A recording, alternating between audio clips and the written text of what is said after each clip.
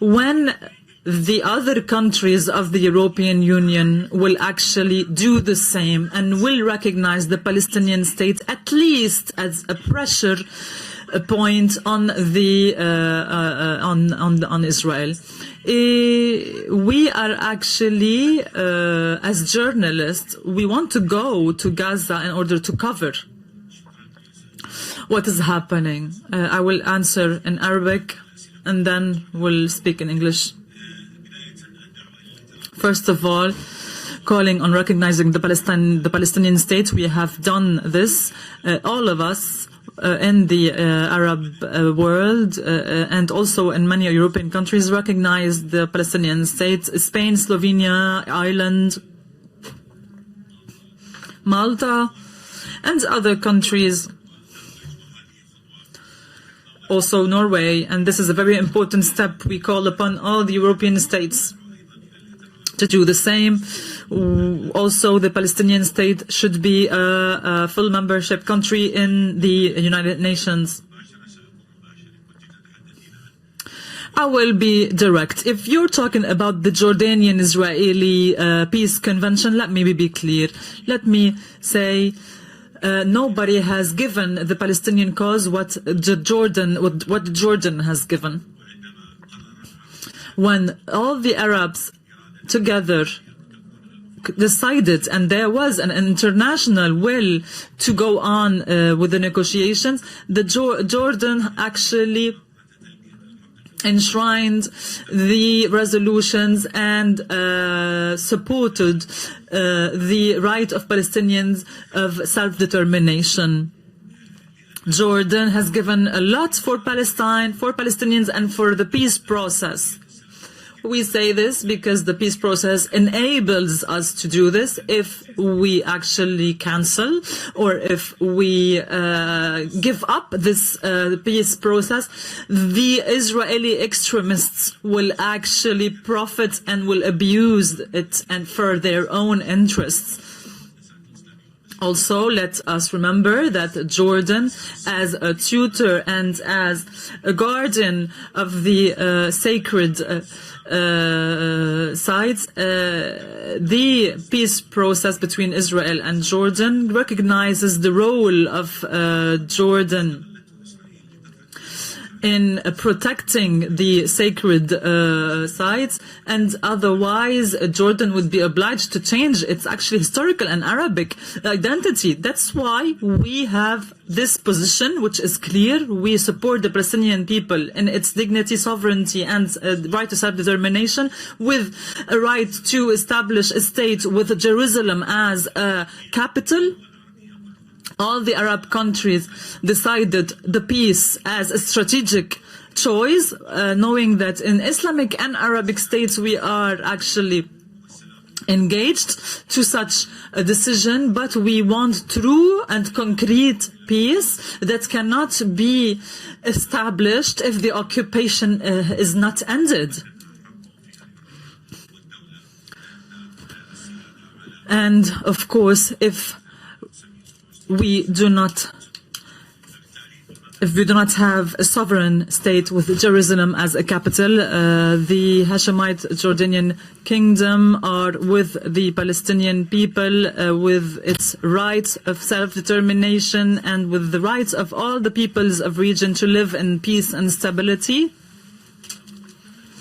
And we said that we have a solution, and we have proposed a solution, which is a Palestinian state coexisting with peace with Israel. But on the other hand, Israel did not propose anything. They are actually stepping aside from this solution, and they are doing everything in order to hinder the application and the implementation of such proposition and solution. Like Spain, like the to bring about an end to the aggression on Gaza and Lebanon, and to unilateral measures that undermine prospects for peace on the West Bank as the only path to achieve just and lasting peace that will guarantee security and stability for all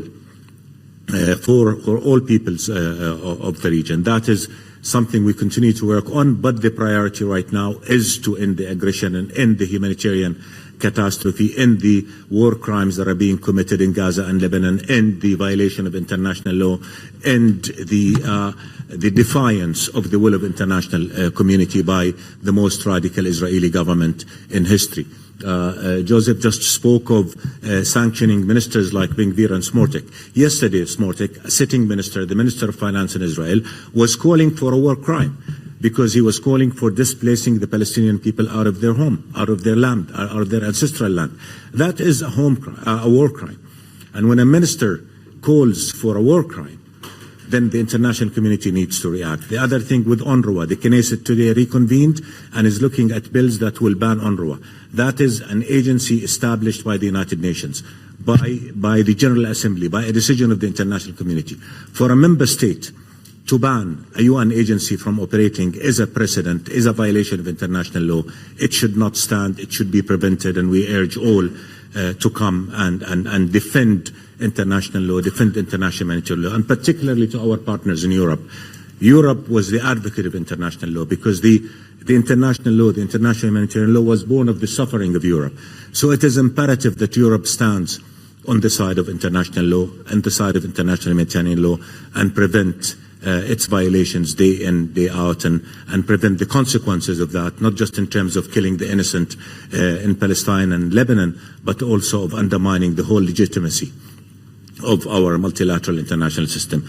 And with that, I just want to say that we are grateful for Spain, whose role has been very special and very active in the past year in standing by justice, in standing by international law, in standing by the values of the EU, in standing by the right of the Palestinian people to live in peace so that the whole region live in peace. So that's a position that we tremendously appreciate, and we urge others to follow suit. And again, to my dear friend Joseph, whom I've co-chaired the UFM now for 5 years. This is not goodbye. I know we'll be meeting again before he hands over his responsibilities. We'll have the pleasure of hosting him in Jordan next month. But I just want to say thank you again, Joseph, for being a true representative of the EU, because what you stood for are the values of the EU, the values that are common among all of us, the values that no country, no matter how powerful, should be allowed to violate. So, Joseph, you've been a committed and a true partner. You went above and beyond, and we will always remember your stand on the side of justice, on the side of the right of the Palestinian people to live with dignity and against the violation of international law, and on the side of the interests of Europe, because Europe does have an interest in having peace and stability in the Middle East, and Europe does have an interest in ensuring that international law applies to all equally and not selectively on the basis of race, religion, identity, or power. So we are facing an Israeli government that's defying the whole world. We will not waver in our efforts to bring the aggression to an end, nor will we waver in our commitment to working with all our partners to bring about a just and lasting peace whose only path is the fulfillment of the rights of the Palestinian people to freedom and statehood, so that all of us in the region live in peace and security.